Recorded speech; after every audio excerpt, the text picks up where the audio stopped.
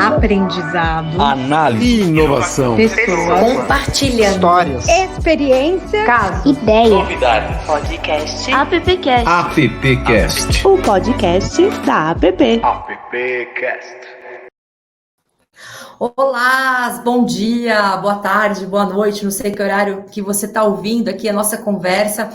Eu sou Carol Zaine, hoje pela primeira vez estou aqui apresentando o programa, substituindo, entre muitas aspas, o Ale, que não pôde participar, o grande, o insubstituível Alexandre Lupe. E hoje o nosso papo é muito quente e sério. Imagina a cena, você faz parte de uma agência de publicidade e teve ali uma ideia super legal. E aí, quando você apresentou para o cliente, ele acabou recusando a proposta, mas depois de um tempo, você vê a sua ideia circulando por aí. Minha gente, isso acontece mais do que gostaríamos e isso tem um nome, né? Plágio. E plágio é coisa muito séria. E é por isso que a App Brasil, ela oferece ao mercado um serviço que protege a autoria dos publicitários. E se você ainda não conhece, essa então é a deixa, essa é a sua chance de conhecer o Depósito de Ideias, que é um espaço para, literalmente, você depositar suas criações e que exclui a possibilidade delas serem reproduzidas ou copiadas por terceiros sem a sua autorização.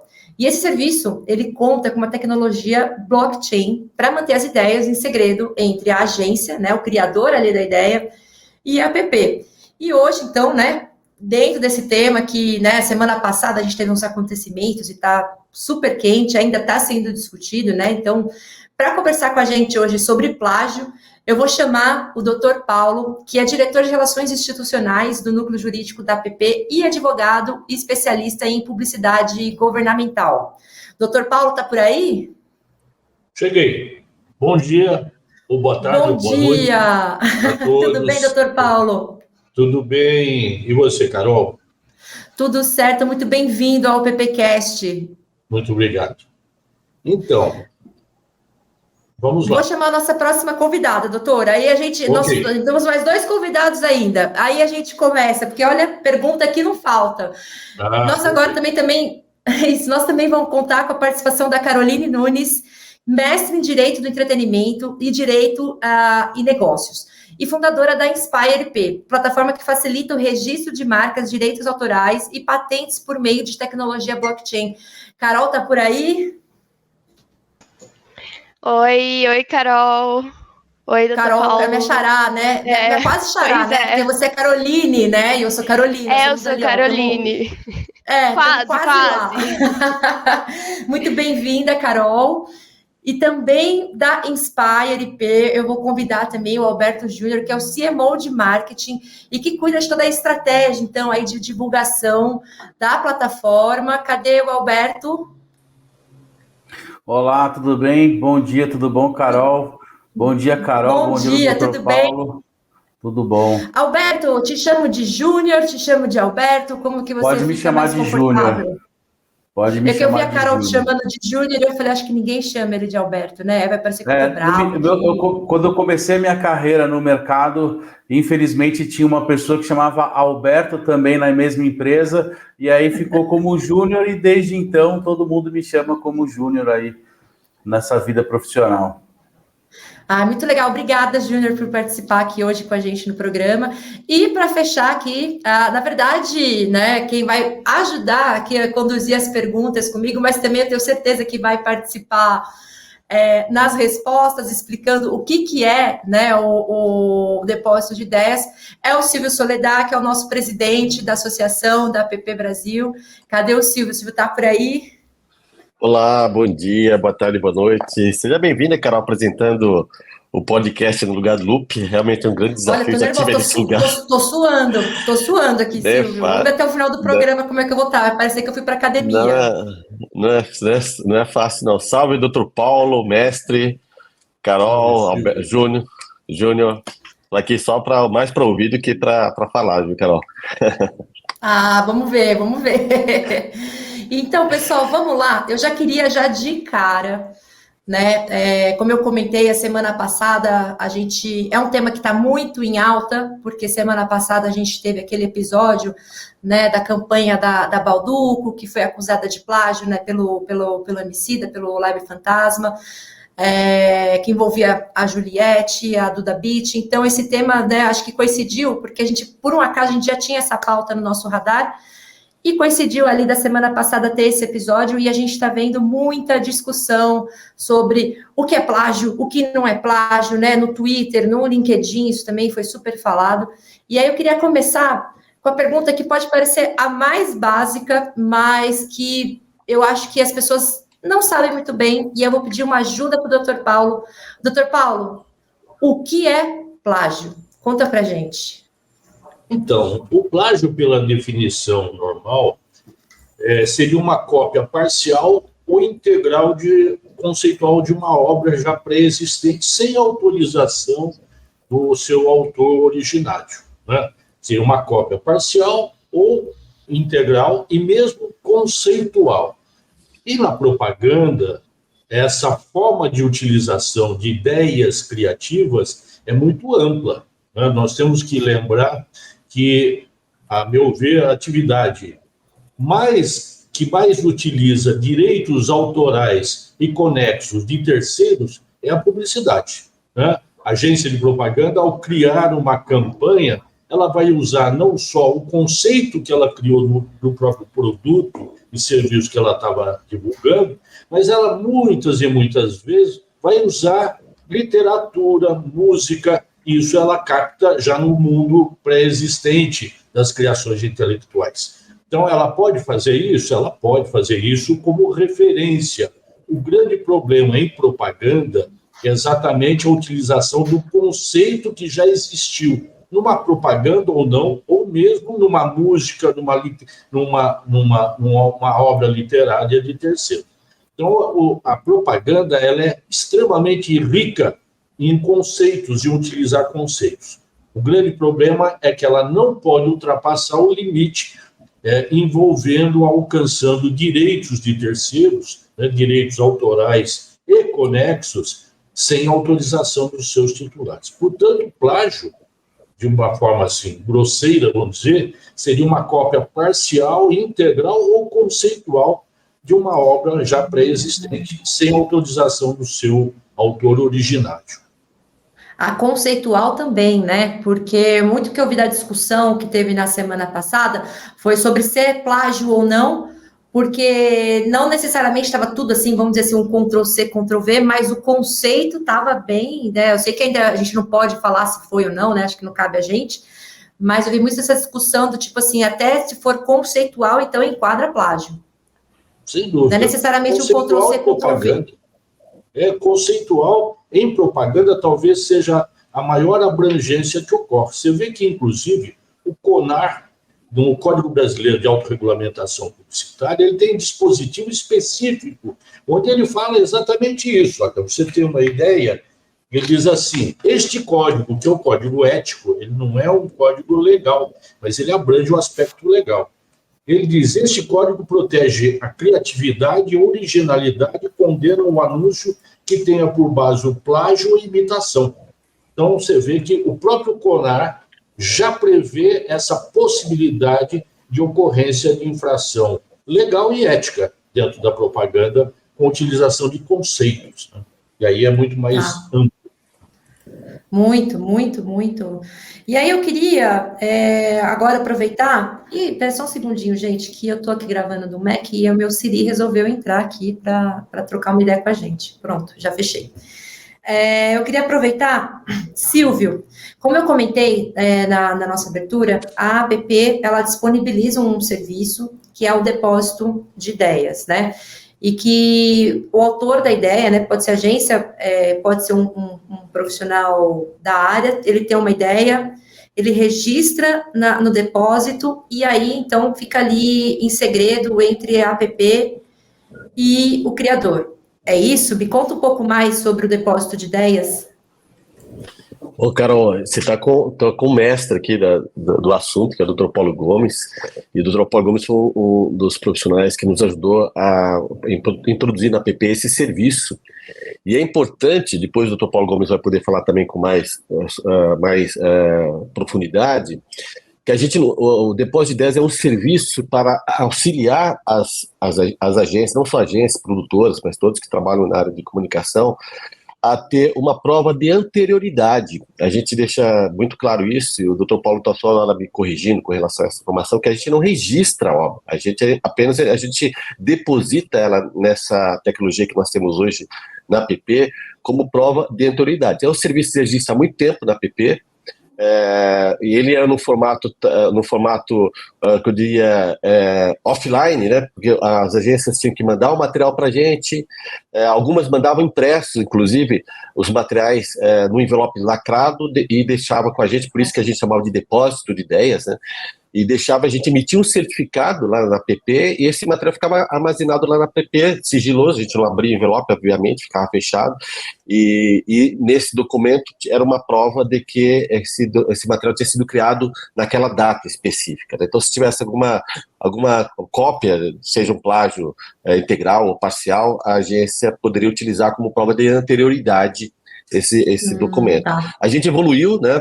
Depois a gente começou a receber materiais digitais, pendrives, né, materiais digitais, até a gente chegar agora na tecnologia blockchain, numa parceria que nós fizemos com a Inspire, com a Carol e com o Júnior, e a agência, ou a produtora, ou o profissional que quiser, às vezes tem profissional que é freelancer, que faz o material e quer depositar na app, ele sobe o material, pela plataforma da app e da Inspire, lá no site da app, ele faz o upload, ele emite, paga as taxas, lá tem uma taxa, para quem é associado tem um desconto bem considerável, para quem não é associado tem outro valor, para quem é estudante tem outro valor, tem várias formas de contribuir, e aí ele sobe o material e via blockchain ele emite um certificado, a gente não tem acesso a esse material. O certificado ele também é com uma prova de anterioridade, então se houver uma discussão ele pode utilizar. Então esse é um serviço muito relevante que a app já presta há muito tempo e a gente só está atualizando ele para facilitar e para que todos no Brasil inteiro tenham acesso a esse tipo de serviço que a app presta. Eu queria trazer também uma experiência pessoal, Carol, que eu tive dos dois lados, de agência e clientes, e tive problemas, por exemplo, na época que eu trabalhei com a agência, por não ter não ter utilizado esse serviço. Então, eu participei de uma campanha uma vez de uma universidade de outro estado, e a campanha foi reprovada, a gente não ganhou a concorrência, mas nós descobrimos que a campanha estava sendo utilizada, não integralmente, mas a assinatura da campanha, que foi nossa, criação da agência que eu trabalhava, ela foi utilizada. Então, assim, entra essa questão do conceito, como o Dr. Paulo falou, a campanha ela realmente era diferente, mas a assinatura da campanha foi exatamente a frase que nós havíamos apresentado na concorrência. E a única prova que nós tínhamos de anterioridade era o e-mail que nós enviamos com o PDF, a gente não tinha mais nada para discutir sobre isso, era só o e-mail que nós tínhamos encaminhado. Então, assim, o quanto é importante ter essa iniciativa de ir lá depositar o material na app para que a gente possa ter um mínimo de garantia, de discussão jurídica, caso haja algum questionamento. Nossa, Si, você leu a minha mente, porque eu ia fazer uma pergunta nesse sentido, porque eu também vivi uma experiência muito parecida de apresentar, né, porque quando a gente, eu não sei, né, estatisticamente falando, mas eu vejo que, principalmente, muitas ideias que são apresentadas em concorrência acabam sendo ali roubadas, né, por quem ganhou, ou pelo cliente, né, porque eu também já tive essa experiência da concorrência, a gente, né, vira noites ali desenhando o projeto e apresenta e tal, e não sei o quê, aí você não ganha a concorrência, mas você vê a sua ideia ali circulando. Eu já tive problema com isso, né, e eu ia perguntar justamente isso. Então, o depósito de ideias, ele contempla, ele contribui para todas, vamos dizer assim, todas as fases, né, toda a criação. Então, pode ser tipo uma concorrência que às vezes você não ganhou, mas você teve um trabalho de criar algo ali, ou a própria consolidação de uma campanha. Então, ele abrange tudo isso. Abrange tudo isso e o importante é que o depósito dele serve como prova de anterioridade. Depois o Dr. Paulo pode nos explicar melhor isso. Mas, de novo, não é um registro de obra, não é uma registro de ideias, ele não funciona como INPE ou como a Biblioteca Nacional, né? Ele apenas é um registro de que aquele material foi criado antes por mim. e aí serve para uma discussão jurídica, né, caso haja um litígio. E Carol é a criadora, né, da plataforma, e é uma plataforma super moderna, né? Então ela é protegida por blockchain. E eu queria, Carol, se você pudesse explicar um pouco para a gente, primeiro assim, o que, né? Acho que a gente escuta muito falar sobre o blockchain, mas o que de fato é, né, essa tecnologia, né? O que ela contribui para isso, blockchain, e como funciona então a segurança, como funciona a plataforma em si. Perfeito, Carol. Então, a gente disponibilizou toda a parte de infraestrutura, toda a tecnologia para a app. É uma tecnologia de ponta e hoje a blockchain é a tecnologia mais segura em termos de registro que a gente tem atualmente. Então, hoje no mercado não existe uma tecnologia mais segura do que a tecnologia blockchain para registro de informações. E como é que funciona a tecnologia blockchain? Literalmente, blockchain significa cadeia de blocos, e são várias informações que são condensadas dentro de bloquinhos virtuais, e esses bloquinhos, cada bloquinho é ligado ao bloquinho anterior, e isso faz com que essa cadeia ela seja toda interligada. Então, você não consegue mudar um bloquinho do meio da cadeia, você não consegue mudar uma informação do meio da cadeia sem prejudicar a cadeia inteira, sem quebrar a cadeia. E por isso, blockchain é uma tecnologia tão segura, blockchain é uma tecnologia tão robusta. E aí, como é que funciona, em termos de depósito de ideia, esse registro em blockchain? O registro em blockchain, ele registra de uma forma criptografada a ideia. Então, o conteúdo dessa ideia, ele não é revelado para o público, porque ele fica criptografado dentro da blockchain. E a gente consegue comprovar quem tem a posse da ideia, quem detém a ideia original, consegue comprovar que aquele registro foi feito sem ter que revelar o conteúdo do registro. Por isso que é como se fosse um registro de um envelope lacrado, e que você consegue comprovar efetivamente que aquele registro foi feito e que aquele registro ele corresponde àquela ideia originalmente. Então, é basicamente assim que funciona. Então, assim, uma vez que eu deposito ali a minha ideia dentro da ferramenta, ninguém sabe o que eu estou colocando lá dentro, só eu sei. Ninguém sabe, nem quem tem acesso à ferramenta, ninguém sabe o que tem lá. Nem os provedores de tecnologia, nem a app, nenhum outro terceiro tem acesso ao conteúdo. Só quem tem acesso é quem está depositando a ideia. Putz, isso é muito legal, né? É muito bom saber que você tem um recurso, né, para proteger. Porque, gente, as pessoas acham, né, tem muito, acho que esse mito, né, de que o publicitário ele tem ideias o tempo inteiro e tudo mais. Só que é difícil, né, a gente ter uma boa ideia e a gente criar algo e, de repente, ver aquilo ali sendo plagiado, né? Você olha e fala assim, putz, mas eu conheço ele de algum lugar, né? E aí, Júnior, eu queria te perguntar, você que fica à frente mais do marketing, né, da Inspire e tudo mais, eu imagino que você tenha mais esse contato com os clientes, né, com quem consome a ferramenta. Me conta, assim, tem algum caso curioso? Como é que o pessoal reclama muito de plágio? Como é que é para o mercado essa ferramenta? Porque eu, quando soube da existência dela, eu achei genial, assim.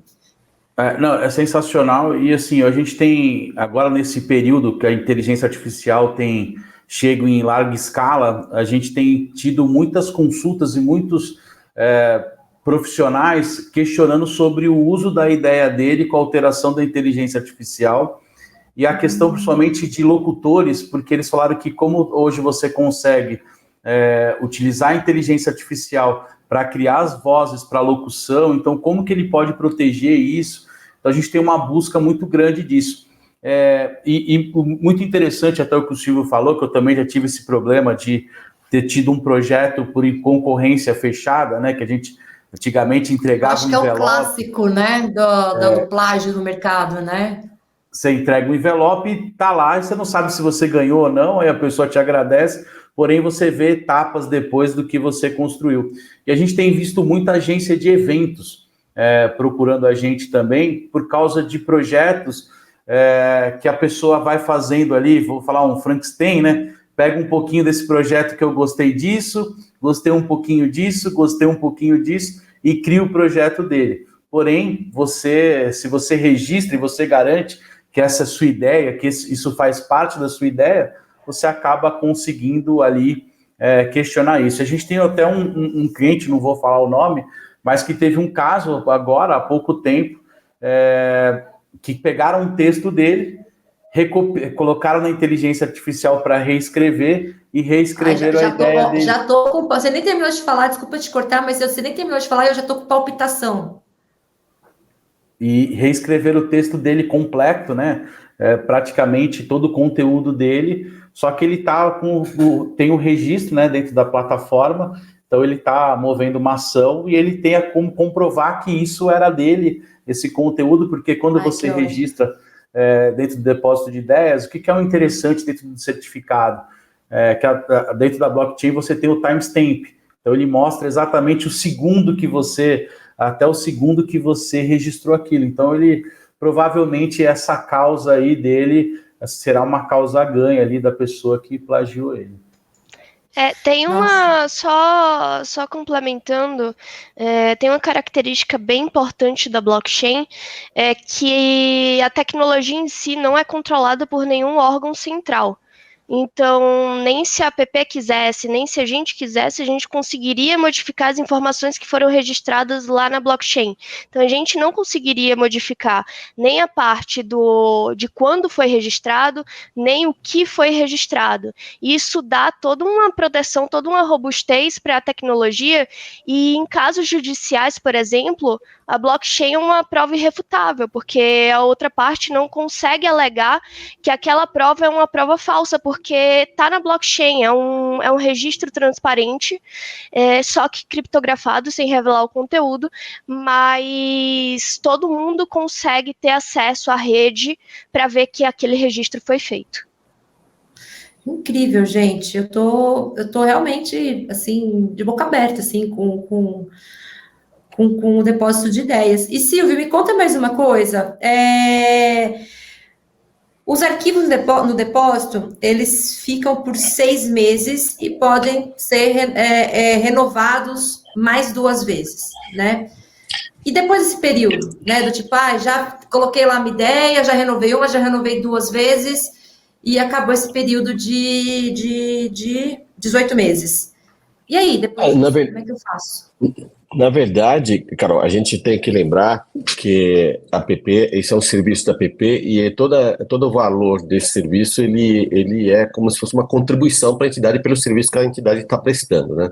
Então, embora o certificado ele tenha uma validade, né, que a gente coloca a validade para que a gente possa ter essa renovação a cada 6 meses, ele sempre vai ter essa prova dessa anterioridade. Então, se ele precisar renovar o certificado, ter um certificado mais atualizado, ele tem que pagar novamente esse processo para registrar essas ideias. Mas ele sempre vai ter essa prova de anterioridade, porque ele vai ter o certificado lá do que registro, ele tem essa validade, né? Então, os recursos destinados para esses serviços da app, ele é uma contribuição efetiva, né, que as marcas, as empresas, os profissionais fazem para poder ter acesso a esse certificado validado pela app, que é uma entidade de 86 anos, que é representativa no mercado de comunicação, por isso que ele tem uma força institucional com a emissão desse certificado da app. Por isso que é importante ter esse tipo de serviço e ter esse comprovante de anterioridade emitido pela app via blockchain. Tá. E aí eu queria fazer mais uma pergunta para o Dr. Paulo. Dr. Paulo, e se, né, eu ali vacilei, né, não registrei a minha ideia no depósito e fui plagiada, né? Eu olho ali um material, vejo alguma campanha que foi feita e eu falo, ali tem coisa minha, tem ideia minha, como o Silvio comentou, tem uma tagline, tem uma frase, né, que foi nossa. O que eu faço? Então, Carol, a primeira coisa que nós temos que lembrar é que o direito trabalha com prova. Tudo aquilo que eu alego, eu tenho que comprovar. Se eu estou afirmando que alguém usou indevidamente uma ideia minha, ela foi corporificada de forma física ou digital, eu tenho que comprovar quando eu criei, onde é que ele está. Eu tenho que demonstrar exatamente que eu já havia criado isso e tornado isso, de alguma forma, público, né? E aí eu tenho a garantia da anterioridade. Você vê que isso é um dispositivo do próprio CONAR também, onde estabelece que há necessidade de demonstrar anterioridade na utilização de uma ideia criativa, né, em propaganda, no caso. Então, também no direito, seja numa ação judicial ou numa demanda aí na Câmara Nacional de Arbitragem e Mediação na Comunicação, onde nós temos instalado aí na APP, né, a APP tem abarca aí a Câmara Nacional de Arbitragem e Mediação na Comunicação, uma forma não substitutiva do Poder Judiciário, mas é uma forma alternativa de solução de conflito. Seja na Justiça ou seja no CONAR, eu tenho que demonstrar que eu já havia criado, onde estava essa criação que eu usei anteriormente. Essa é a garantia. Tá. Esse é o grande problema. Porque, assim, realmente, eu acho que é uma linha muito tênue, né? Tipo, acho que sim, tem plágios que são mais escancarados, mas, assim, a gente sabe que é um mercado que também, né, a gente acaba pegando muita referência, né? Tipo, uma referência daqui, referência dali, para construir algo ali, né? E é uma linha muito tênue, né, para o profissional, do tipo, falar assim, não, mas isso aqui foi uma inspiração, né, ou isso aqui foi um plágio. Né, como é que é isso, doutor Paulo? Você já teve experiência, né, em defender, ali em loco, um caso assim? Né? Você tem que lembrar que não é competência, é antiguidade. Eu tenho 50 anos de advocacia em publicidade, né? Eu sou notoriamente conhecido como advogado de agências de propaganda. E aí nós tivemos na Justiça, no CONAR, e na Câmara Nacional de Arbitragem, inúmeros casos onde nós estávamos discutindo exatamente a utilização não só de uma ideia já pré-existente em propaganda, né, seria um plágio, como seria a própria reprodução integral, que seria a contrafação. Né? Apenas eu estou usando uma ideia, uma campanha ou parte dela de um concorrente ou não, eu estou usando indevidamente. Então, na propaganda, nós temos centenas de exemplos de casos bastante conhecidos. Né? Nós teríamos uma jurisprudência abundante, principalmente no CONAR. O que a gente percebe é que muitas e muitas vezes, para não chamar mais atenção da violência praticada intelectualmente, não se vai para a justiça, né? Mas também isso é levado para o CONAR, que ele tem um procedimento ultra rápido, julgado por profissionais com conhecimento de causa, e a grande maioria são publicitários, como é também o caso da Câmara Nacional de Arbitragem e Comunicação, cujos mediadores são essencialmente conhecedores da matéria publicitária e do direito autoral e conexo. Por isso é extremamente importante essa discussão hoje apresentada. E eu estou achando aqui, estou maravilhado aí com a atuação da Carol e do Júnior, trazendo o blockchain como um elemento a mais, né? Há uma evolução na proteção intelectual, nesse procedimento extremamente tecnológico, que nós temos uma garantia muito maior. Eu sempre digo o seguinte, o direito ele é muito dinâmico, né? E nós temos aí um problema da inteligência artificial, hoje, que o Júnior destacou, onde há uma utilização devida ou indevida de criações intelectuais já pré-existentes, e não só criações intelectuais, do próprio direito da personalidade.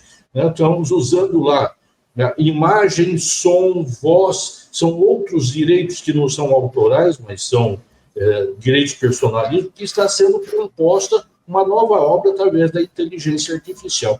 Isso eu acho que vale a pena lá para frente, né, Carol e Júnior, a gente debater isso amplamente aqui também.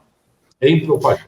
Porque, por exemplo, teve o caso, né, acho que o caso aí mais famoso recente foi o caso da propaganda da Volks, né, com a Elis Regina, e que, né, foi colocado ali o debate, foi que, assim, a família autorizou o uso é que ele não entra nem plágio, né, mas, assim, não sei, na verdade, né, não sei, não sou a especialista, mas ali teve uma discussão muito grande, que, assim, a família autorizou, mas muita gente questionou, assim, será que a Elis Regina autorizaria, né, do tipo, não é o caso de plágio, né, nesse, né, porque, na verdade, é um uso indevido, talvez, doutor? Isso, falaram muito sobre o uso indevido da imagem da Elis, né? Mas nós temos que lembrar que o direito da propaganda ele é extremamente amplo. Uma característica da propaganda. A propaganda brasileira ela tem uma característica fundamental. Ela é autorreguladora. Você vê que nós começamos com o Código de Ética dos Profissionais de Propaganda em 1957, que deu base à Lei 4.680, que é a lei que regula a atividade publicitária no Brasil, desde 65. Né? Paralelamente a isso, nós temos a Constituição, que protege os direitos da personalidade, e temos hoje o Código Civil. Hoje não, há muito tempo. Mas nós temos o Código Civil que trouxe, com a nova regulamentação, uma proteção muito grande dos direitos da personalidade. Direito de imagem, de nome, voz, né, som. E na propaganda nós usamos isso intensamente. Então, em relação à imagem ou da Elis Regina, a voz da Elis Regina, queira ou não, ainda que não seja um direito sucessório, mas isso passa para a família como, vamos dizer, a personalidade competente para defender ou permitir ou não. Né? Então, pelo Código Civil, vê que existe uma proteção até a quarta geração na linha reta ou colateral de direito de uso de imagem ou não. Ou seja, até o tataraneto vai poder reclamar pelo uso. Nossa, pode ir longe, assim? Eu cito sempre um caso do escritório que nós atendemos, agência de propaganda do cliente, onde nós usamos a imagem do Santos Dumont de forma caricatural. Era um garoto travestido de Santos Dumont que ele fazia uma propaganda de uma escola, né? As melhores cabeças estão aqui. Eu posso contar que é o Anglo, que fez uma campanha maravilhosa pela W Brasil. Né? Eu era advogado da W Brasil. E lá ficou o direito da imagem, mesmo a imagem caricatural, ela é protegida como direito da personalidade. E pelo novo Código Civil, né, pelo atual Código Civil, a sobrinha bisneta do Santos Dumont reclamou pelo uso indevido da imagem do seu antecessor, vamos dizer, familiar. Uau. Então você vê que a propaganda ela foi absolvida, a agência foi absolvida porque ela não conseguiu comprovar que ela era, na linha sucessória, ela era uma das descendentes do Santos Dumont. Mas você vê que a propaganda ela é extremamente rica em utilização de direitos de terceiros. E aí cabe a todos nós envolvidos, publicitários, advogados, a tomar cuidado nessa utilização. Não, incrível, incrível. Eu não tinha ideia dessa questão das gerações, assim, vai longe, né? Carol, vale lembrar que esse caso da Volkswagen ele foi resolvido porque a agência tinha todas as autorizações da família tinha. para o uso de imagens. Então, assim, não houve nada irregular nessa campanha, né? Então, assim, às vezes quando um caso ele é pautado no CONAR, não significa que o CONAR tem uma decisão tomada, que às vezes a imprensa noticia de uma maneira diferente. Dá a impressão que o CONAR censurou, não, o CONAR ele acolheu uma denúncia, a denúncia foi pautada nas assembleias e foi discutida entre as partes, verificou-se se a campanha observou o Código de Autorregulamentação Publicitária, como o Dr. Paulo citou, e estava totalmente adequado, então não houve nenhuma penalidade, a campanha inclusive não foi nem tirada do ar, o CONAR ele simplesmente acolheu uma denúncia e foi discutida isso junto aos profissionais, como o Dr. Paulo também citou que o CONAR é feito por a Câmara é formada pelos profissionais da comunicação, então foi discutido lá e se verificou de que a campanha estava de acordo, então não houve nenhum uso indevido de imagem, pelo contrário, a família já tinha autorizado, a agência tomou todos os cuidados necessários, então foi uma campanha linda, por sinal, Então, a gente tem feito um trabalho muito bem feito. A gente tem alguns casos, outros aí, como acontece, por uma questão de observação, mas a gente tem feito um trabalho muito bem. A gente tem um mercado altamente regulamentado e autorregulamentado, né?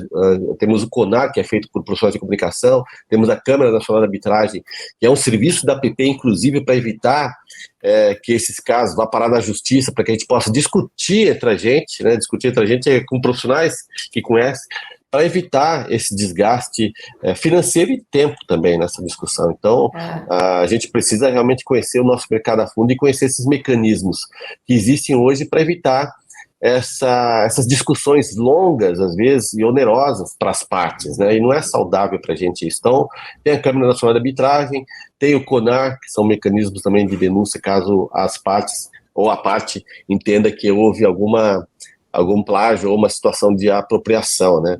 Eu já tive uma situação, por exemplo, Carol, de um comercial que era completamente diferente, produtos diferentes, mas o cenário era igual. O cenário era exatamente igual, e isso foi parar no CONAR, e a gente discutiu lá exaustivamente, e o cenário era uma cópia, assim, o cenário, eles usaram o mesmo cenário, embora os produtos sejam diferentes, entendeu? E mesmo assim a gente discutiu isso exaustivamente, e a agência que teoricamente havia plagiado o cenário, ela entendeu que realmente estava igual. Eu falei, cara, tá igual. Não houve má fé. Pelo contrário, e eles mudaram a campanha porque eles falaram, pô, não houve má fé, pelo contrário. Então a gente evita essas discussões porque a gente chama as partes para conversar. Então, isso é fundamental a gente ressaltar que o mercado de comunicação ele é autorregulamentado, e a gente se observa, a gente se cobra, e a gente para evitar esse tipo de desgaste. É que essas pautas, né, Silvio, tipo a da Elis, tipo a da Balduco na semana passada, elas caem na opinião pública, né, de um jeito, né, e aí você vê muita gente, por exemplo, no Twitter, fazendo threads e threads, explicando por que aquilo tá errado, e aí você fala assim, pô, mas será que essa pessoa tem propriedade para falar que isso está errado, né? Porque é uma coisa, eu posso até falar assim, não sei se eu acho tão legal assim usar a imagem da Elis, né? Do tipo, essa é a minha opinião, mas uma coisa é a opinião, outra coisa é a legislação, né? Então, por isso que eu tanto a questão de plágio também vi muitas threads no Twitter falando que não era plágio, né? Ou a gente ainda não sabe, né? Esse caso ainda está muito fresco, né? Mas assim, argumentos que eu falo assim, gente, de onde que as pessoas estão tirando esses argumentos, né? Para ou falar que sim, ou falar que não, né? E eu vejo muito isso no nosso mercado, assim, né? Às vezes as coisas espalham para a opinião pública e fica aquele monte de achismo, né? E eu assumo que eu acompanho com uma certa diversão, assim, né? Acho que pode ser uma coisa meio sádica de ficar olhando ali, ficar vendo e falar assim, gente, mas o que está acontecendo aqui, né?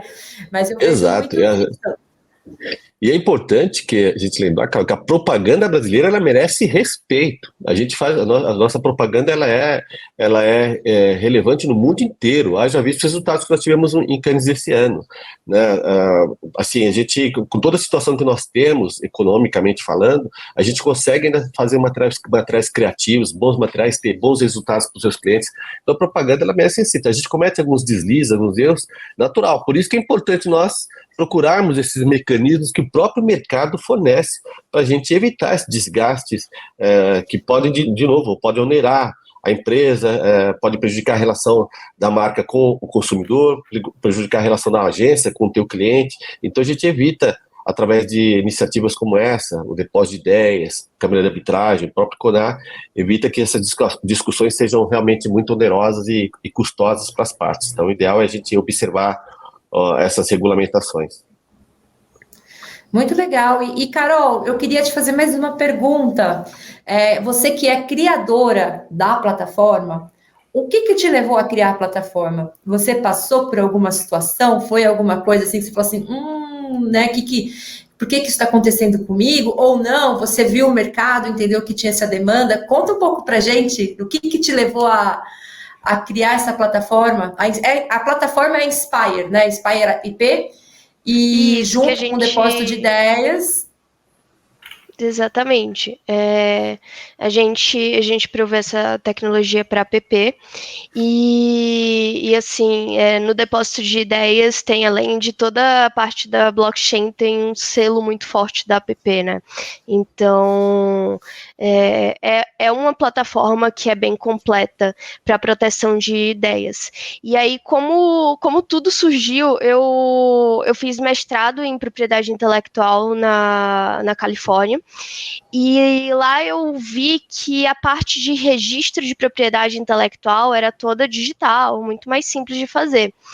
Quando eu voltei para o Brasil, eu vi a grande burocracia que era para você proteger um direito autoral aqui no Brasil ou qualquer outro tipo de propriedade intelectual, mas principalmente direito autoral, que você precisava ir na Biblioteca Nacional, mandar o direito autoral ali em papel, preencher um monte de ficha, então extremamente burocrático para você registrar um direito autoral que nem precisa necessariamente de registro para ser criado, para nascer esse direito autoral, né? Porque o direito autoral ele nasce com a criação da obra, o registro é para provar a anterioridade. E aí eu fui atrás, eu já conhecia muito da tecnologia blockchain, então eu sou uma grande entusiasta da tecnologia, e aí eu uni o conhecimento que eu tinha de propriedade intelectual com blockchain, e eu criei a plataforma, né? Mas assim, o pontapé que levou com que eu pensasse, poxa, a gente precisa de uma outra ferramenta para solucionar essa questão, foi que um amigo meu, ele cria jogos de tabuleiro, né, e ele ia apresentar esse jogo de tabuleiro que ele criou para uma agência. E aí ele veio me perguntar como é que ele fazia para proteger esse jogo de tabuleiro. E eu falei, amigo, hoje a gente não tem nenhuma ferramenta para proteger esse jogo de tabuleiro, então você vai, por sua conta e risco, apresentar esse jogo de tabuleiro para a agência e você vai ficar nessa... você vai correr o risco, né, da agência simplesmente não comprar todo o seu projeto e ficar com a ideia. Então, foi o grande pontapé para eu efetivamente criar a plataforma, criar a tecnologia, e isso lá no início de 2020. Nossa, gente, brilhante. Carol, você é brilhante, apenas isso. E, Júnior, mais uma perguntinha também, você que está aí nessa frente com os clientes, só a galera do mercado publicitário pode usar o depósito de ideias? Ou, por exemplo, um escritor, um jornalista, alguém da área de comunicação, uma pessoa que cria, você saberia me dizer isso? Ou o Silvio, talvez, possa, não sei, consegue me ajudar, Júnior? Consigo, até queria colocar um ponto interessante de... a gente, esses dias, pegou um caso para conversar por causa de canal de YouTube e memes que acontecem na internet.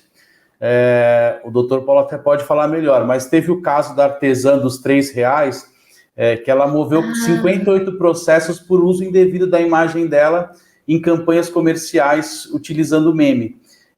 Então, a gente sempre fala para esse creator aí, o novo creator digital, para ele se proteger. Então, a imagem dele ali, o canal dele, é muito importante essa proteção, né? Ele se proteger de alguma forma para não correr riscos, né? E a gente tem muitos casos de pessoas que escrevem livros, poemas, então elas estão guardando a ideia dela ali, né? Guardando a anterioridade dela. Então, hoje tem vários casos e vários usos da plataforma. Pode ser para evento, o designer que criou um logotipo para apresentar hoje em dia, né? Que também tem muita plataforma que o cara da inteligência artificial, que ele pega uma imagem e recria um logo, então ele pode resguardar isso. Hoje, para o marketing digital, a pessoa que usa o post fala, eu só peguei o conceito da ideia, só mudei o logo, né? Então, tem várias formas dentro da plataforma de você depositar suas ideias, guardarem, pode ser um escritor, um compositor, um cara que está criando uma ideia de um canal, a ideia de um podcast, então, essas ideias para garantir tudo isso. A verdade dele. Nossa, isso é muito legal. Isso que você falou é muito legal, porque acho que quando a gente vai para a internet, né, a galera acha que é um pouco, né, que é terra sem lei, né, e não é tão assim, né, eu sei que ainda tem algumas coisas ali que precisam ser afinadas, mas não é tão terra sem lei como a galera pensa, né, então às vezes você acaba usando, né, uma pessoa, ela vira um meme, né, e aquilo viraliza, e eu vejo muitas marcas utilizando, né, E, doutor Paulo, nesse caso, que nem essas utilizações, a pessoa pode acusar, também não sei se entraria como plágio, não sei como funciona, mas que nem uma pessoa viraliza, por alguma coisa que ela faz, ela vira um meme, e as marcas começam a utilizar aquilo que ela fala, né, aquela piada. Isso classificaria um plágio também? Olha, porque isso é muito pode interessante. ser. É interessante, mas nós estamos sempre atentos para ver o que é protegido e o que não é protegido. Porque nós temos, muitas vezes, características absolutamente comuns em determinadas situações, onde a reutilização daquela mesma ideia ela já é amplamente utilizada por terceiros, né? Então, é muito difícil, esse é o grande problema do direito autoral, da propriedade intelectual, é demonstrar essa anterioridade. E nós temos que lembrar sempre que publicidade não dá para ser uma obra oculta, né, escondidinha na gaveta. Para ela ter proteção como obra intelectual e publicitária, ela tem que se tornar pública, por isso que ela é publicidade, né? Então, o CONAR tem esse princípio, né? Você deve demonstrar não só que essa obra ela é original não no sentido que nunca existiu, não existiu naquele formato, ser criativa e ter anterioridade. Esses são os 3 itens exigidos, não o aspecto legal, como também ético do CONAR, né? Mas essa nova plataforma que o Júnior e a Carol estão expondo, eu acho que vai ampliar a possibilidade de proteção intelectual de uma forma geral em todas as áreas, não só em publicidade, né? Você vê que nós criamos, eu sou professor também, dou aula hoje apenas na Escola Superior de Advocacia, na área de Direito de Propriedade Intelectual e Entretenimento também.